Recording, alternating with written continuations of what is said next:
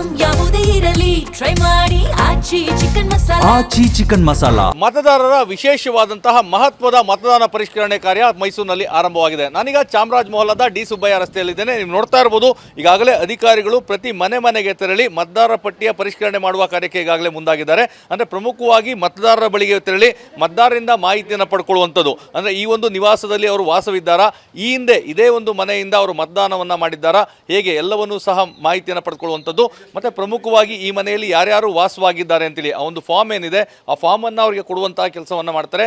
ಆ ಫಾರ್ಮ್ನ ಮುಖಾಂತರವಾಗಿ ಆ ಫಾರ್ಮ್ನಲ್ಲಿ ಎಲ್ಲ ಮಾಹಿತಿಗಳನ್ನು ಅವರು ಫಿಲ್ ಮಾಡಿ ವಾಪಸ್ಸು ಕೊಡುವಂಥದ್ದಾಗಬೇಕು.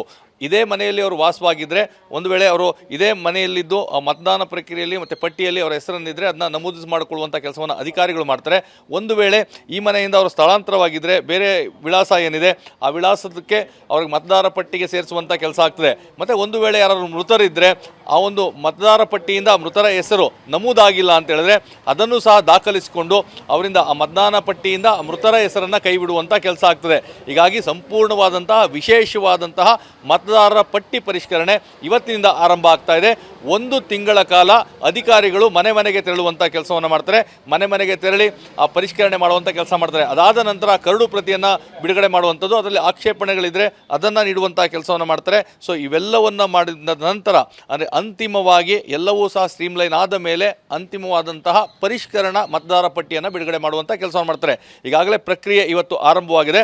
ಮೈಸೂರು ಜಿಲ್ಲೆಯಾದ್ಯಂತ ಒಟ್ಟು 29 ಲಕ್ಷ ಮತದಾರರೇನಿದ್ದಾರೆ ಆ ಎಲ್ಲ ಮತದಾರರ ಪರಿಷ್ಕರಣೆ ಮಾಡುವಂಥ ಕೆಲಸವನ್ನು ಮಾಡ್ತಾರೆ. ಇನ್ನು ಮೈಸೂರು ನಗರಕ್ಕೆ ಬಂದರೆ 3 ವಿಧಾನಸಭಾ ಕ್ಷೇತ್ರ ವ್ಯಾಪ್ತಿ ಬರ್ತದೆ. ಚಾಮರಾಜ ವಿಧಾನಸಭಾ ಕ್ಷೇತ್ರ, ಕೃಷ್ಣರಾಜ ವಿಧಾನಸಭಾ ಕ್ಷೇತ್ರ, ನರಸಿಂಹರಾಜ ವಿಧಾನಸಭಾ ಕ್ಷೇತ್ರ. ಈ 3 ಕ್ಷೇತ್ರಗಳು ಮೈಸೂರು ಮಹಾನಗರ ಪಾಲಿಕೆಯ ಒಂದು ವ್ಯಾಪ್ತಿಗೆ ಬರ್ತದೆ. ಆ ಒಂದು ಪ್ರಕ್ರಿಯೆ ಈಗಾಗಲೇ ಆರಂಭವಾಗಿರುವಂಥದ್ದು. ಪ್ರತಿ ಮತದಾರರ ಬಳಿ ತೆರಳಿ ಆ ಮತದಾರರ ಪಟ್ಟಿಯ ಪರಿಷ್ಕರಣೆ ಮಾಡುವಂಥ ಕೆಲಸವನ್ನು ಮಾಡ್ತಾರೆ. ಈ ಬಗ್ಗೆ ಮಾತಾಡಲಿಕ್ಕೆ ಅಧಿಕಾರಿಗಳು ನಮ್ಮ ಜೊತೆಗಿದ್ದಾರೆ. ಸರ್, ಇವತ್ತಿನಿಂದ ಪ್ರಕ್ರಿಯೆ ಆರಂಭವಾಗಿದೆ, ಸಾಕಷ್ಟು ಮಹತ್ವವನ್ನು ಪಡ್ಕೊಳ್ಳುವಂಥದ್ದು. ಯಾವ ರೀತಿ ಆಗುತ್ತೆ ಸರ್ ಈ ಪ್ರಕ್ರಿಯೆ? ಸರ್, ಈಗ ಭಾರತದ ಚುನಾವಣಾ ಆಯೋಗದ ನಿರ್ದೇಶನದಂತೆ ನಾವು ಇವತ್ತಿನಿಂದ ಏನಾಗಿದೆ ಮತದಾರ ಪಟ್ಟಿಯ ಸಮಗ್ರ ಪರಿಷ್ಕರಣೆ ಕಾರ್ಯವನ್ನು ನಾವು ಪ್ರಾರಂಭ ಮಾಡಿದ್ದೇವೆ. ಮೈಸೂರು ನಮಗೆ ನಗರಕ್ಕೆ ಮಹಾನಗರ ಪಾಲಿಕೆ ವ್ಯಾಪ್ತಿಗೆ ಸಂಬಂಧಪಟ್ಟಂತೆ 3 ವಿಧಾನಸಭಾ ಕ್ಷೇತ್ರಗಳು ಬರ್ತಾ ಇದ್ದಾವೆ. ತಾವು ಹೇಳಿದ ಹಾಗೆ ಕೃಷ್ಣರಾಜ, ಚಾಮರಾಜ ಮತ್ತು ನರಸಿಂಹರಾಜ ಬರ್ತಾ ಇದೆ. ಈಗ ನಾವು ಚಾಮರಾಜ ಮತಕ್ಷೇತ್ರಕ್ಕೆ ಸಂಬಂಧಪಟ್ಟಂತಹ ವಿಧಾನಸಭಾ ಕ್ಷೇತ್ರಕ್ಕೆ ಸಂಬಂಧಪಟ್ಟಂಥ ವ್ಯಾಪ್ತಿಯಲ್ಲಿದ್ದೀವಿ. ಈಗ ಒಂದು ಮನೆಗೆ ಬಂದು ನಾವು ಇದಕ್ಕೆ ಸಂಬಂಧಪಟ್ಟಂತೆ ಫ್ರೀ ಪ್ರಿಂಟೆಡ್ ಫಾರ್ಮ್ ಒಂದಿದೆ. ಈಗ ಇದು ಎನ್ಯುಮರೇಷನ್ ಫಾರ್ಮ್ ಅಂತ ಕರಿತೀವಿ ನಾವು ಅದನ್ನು. ಇದು ಕನ್ನಡದಲ್ಲೇ ಮುದ್ರಿತವಾಗಿದೆ, ಗಣತಿ ನಮೂನೆ ಇದು. ಇದನ್ನು ನಾವು ಸಂಬಂಧಪಟ್ಟಂಥ ಮತದಾರರಿಗೆ ಕೊಡ್ತೇವೆ. ಈ ಮತದಾರ ಪಟ್ಟಿಯಲ್ಲಿ ಈ ಫಾರ್ಮಲ್ಲಿ 3 ಕಾಲಮ್ಗಳು ಬರ್ತವೆ, 3 ವಿಭಾಗಗಳು ಬರ್ತವೆ. ಅವರೇ ನಿಜವಾದಂತಹ 2002 ನಾವು ಏನು ಮಾಡಿದ್ದೀವಿ ಆ ಒಂದು SR ಅಲ್ಲಿ ಇದ್ದರೆ, ಇದರಲ್ಲಿ ವಿಶೇಷ ಸಮಗ್ರ ಪರಿಷ್ಕರಣೆಯಲ್ಲಿದ್ದರೆ ಅವರು ನಮಗೆ ಮೊದಲನೇ ಭಾಗವನ್ನು ಭರ್ತಿ ಮಾಡಿ ಕೊಡ್ತಾರೆ. ಅಕಸ್ಮಾತ್ ಅವ್ರು ಇಲ್ಲ ಅಂದರೆ 2ನೇ ಭಾಗವನ್ನು ಭರ್ತಿ ಮಾಡಿಕೊಡ್ತಾರೆ. ಹೊಸ ವೋಟರ್ ಆದರೆ ಫಾರ್ಮ್ 6 ಸೇರಿಸಿ ನಮಗೆ ಕೊಡ್ತಾರೆ. ಈಗ ಇದು 1 ತಿಂಗಳು, ಇವತ್ತಿಂದ ಏನು 30ನೇ ತಾರೀಕಿನ ಪ್ರಾರಂಭ ಆಗಿದೆ, ಇದು 29 ಜುಲೈವರೆಗೂ ಸಹ ಈ ಪ್ರಕ್ರಿಯೆ ನಡೆಯುತ್ತೆ.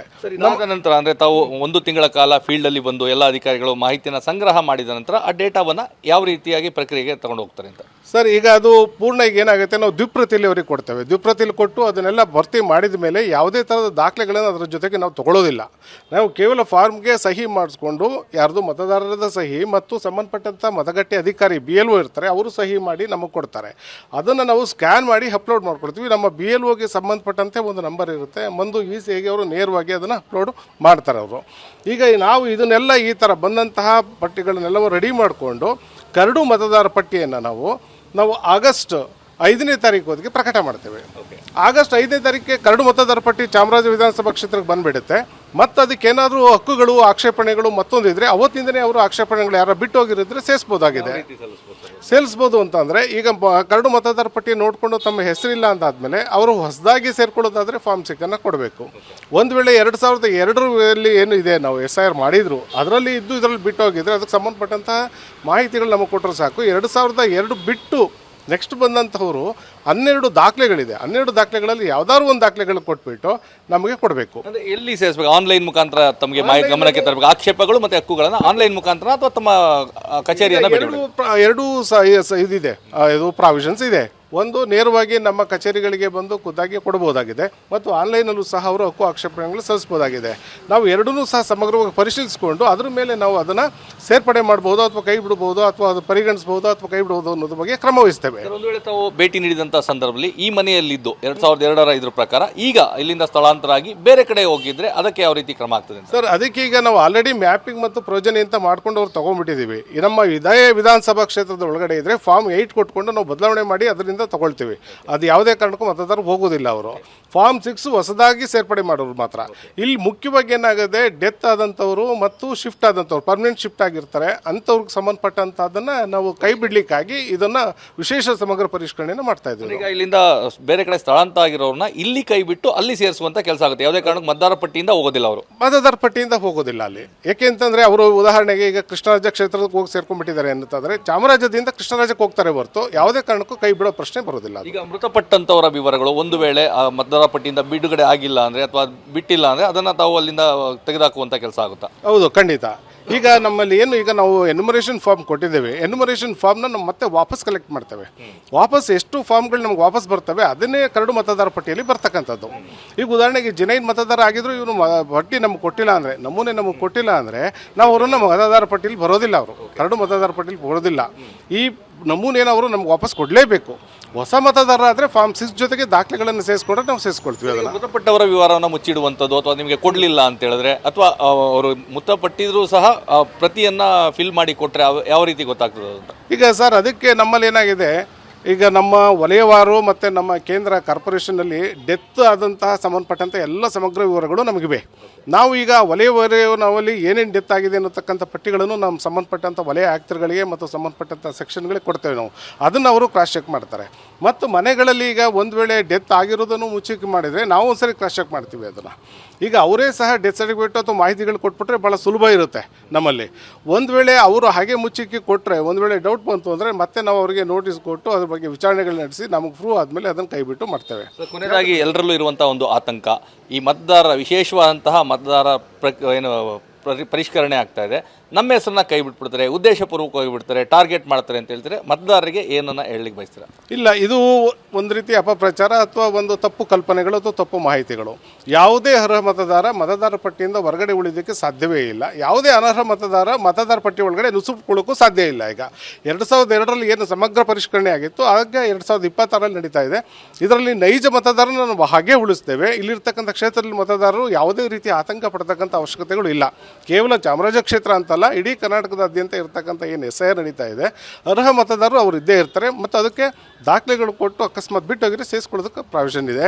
ಯಾವುದೇ ಕಾರಣಕ್ಕೂ ಜಾತಿ, ಮತ, ಲಿಂಗ, ತಾರತಮ್ಯ ವಗೈರೆಗಳಿಗೆ ಅಥವಾ ಯಾವ್ಯಾವುದು ಕೆಲವು ನಿರ್ದಿಷ್ಟವಾದಂಥ ಏರಿಯಾಗಳಲ್ಲಿ ಮತದಾರರನ್ನ ಕೈಬಿಟ್ಟಿದ್ದಾರೆ ಅಂತಕ್ಕಂಥದ್ದೆಲ್ಲ ಸುಳ್ಳು ಮಾಹಿತಿಗಳು. ಮತದಾರರು ಯಾವ ರೀತಿ ತಮಗೆ ಸಹಕಾರವನ್ನು ನೀಡಬೇಕು? ಮತದಾರರು ಈಗ ನಮ್ಮ BLOಗಳು ಬರ್ತಾರೆ ಮತ್ತು ನಮ್ಮ ರಾಜಕೀಯ ಪಕ್ಷಗಳು BLAಗಳನ್ನು ಅಪಾಯಿಂಟ್ಮೆಂಟ್ ಮಾಡಿದ್ದಾರೆ. ಅವ್ರ ಜೊತೆಗೆ BLOಗಳು ಮತ್ತು BLAಗಳು ಅವರು ಕೂಡಿ ಮತದಾರ ಮನೆಗೆ ಬಂದಾಗ ಅವರು ಪಟ್ಟಿಗಳನ್ನು ಅಂದರೆ ಏನು ಫಾರ್ಮ್ಗಳಿದೆ ನಮೂನೆಗಳನ್ನು ತೆಗೆದುಕೊಂಡು ಭರ್ತಿ ಮಾಡಿ ಅವರಿಗೆ ಕೊಡಬೇಕು. ಒಂದು ವೇಳೆ ಅವರು ಇಲ್ಲ ಅನ್ನೋದಾದರೆ 3 ಸರಿ ಬಂದು ಹೋಗ್ತಾರೆ ಅದಕ್ಕೆ, ಮತ್ತು ಸ್ಟಿಕ್ಕರ್ ಸಹ ಅಂಟಿಸ್ತಾರೆ ಅವರು ಸೌಜನ್ಯವಾಗಿ. ಈಗ ಅವರು ಸಹ ನಾವು ಹೇಳಿದ್ದೀವಿ ಅವ್ರಿಗೆಲ್ಲ 1 ಅಲ್ಲ 2 ಸರಿ 3 ಸರಿ ಹೋಗಬೇಕು ಮತ್ತು ಮತದಾರರ ಜೊತೆಗೆ ಭಾಳ ಸೌಜನ್ಯವಾಗಿ ವರ್ತಿಸಬೇಕು ಅಂತಲೂ ಕೇಳಿದ್ವಿ. ದಾಖಲೆಗಳು ಅವ್ರಿಗೆ ಭರ್ತಿ ಮಾಡಲಿಕ್ಕೆ ಗೊತ್ತಾಗಲಿಲ್ಲ ಅಂದರೆ ಇವರು ಸಹ ಅದನ್ನು ಭರ್ತಿ ಮಾಡಿ ಕೊಡಬೇಕು. ಕೆಲವೊಂದು 2002ರ ಮತದಾರ ಪಟ್ಟಿಯಲ್ಲಿ ಅವರ ಹೆಸರು ಇಲ್ಲ ಅಂದರೆ ನಮ್ಮ ಹತ್ರನೇ ಪಟ್ಟಿಗಳಿದೆ, ಅದು ನಮ್ಮ ಹತ್ರ ಪಟ್ಟಿಗಳಿಟ್ಟು ಅವ್ರಿಗೆ ತೋರಿಸಿ ಅವ್ರಿಗೆಲ್ಲ ಸಹಕಾರಗಳನ್ನು ಕೊಡಬೇಕು ಅಂತ ನಾವು ಹೇಳಿದ್ದೀವಿ. ಪೂರ್ಣ ಅವಶ್ಯಕತೆ ಸರ್ ಇದು ಪರಿಷ್ಕರಣೆ? ಖಂಡಿತ ಇದು ಸರ್ 2002ರಲ್ಲಿ ಆದಂಥದ್ದು ಪರಿಷ್ಕರಣೆ. ಈಗ ನಾವು ಪ್ರತಿ ವರ್ಷ ಏನಾಗ್ತಾ ಇದೆ, ಸಮ್ಮರಿ ರಿವಿಷನ್ ಅಂತ ಮಾಡ್ತಾ ಇರ್ತೀವಿ. ಕೇವಲ ಸೇರ್ಪಡೆಗಳು ಕೈ ಬಿಡೋದು ಮಾಡ್ತಾ ಇರ್ತೀವಿ, ಸಮಗ್ರ ಪರಿಷ್ಕರಣೆ ಮಾಡಿರಲಿಲ್ಲ.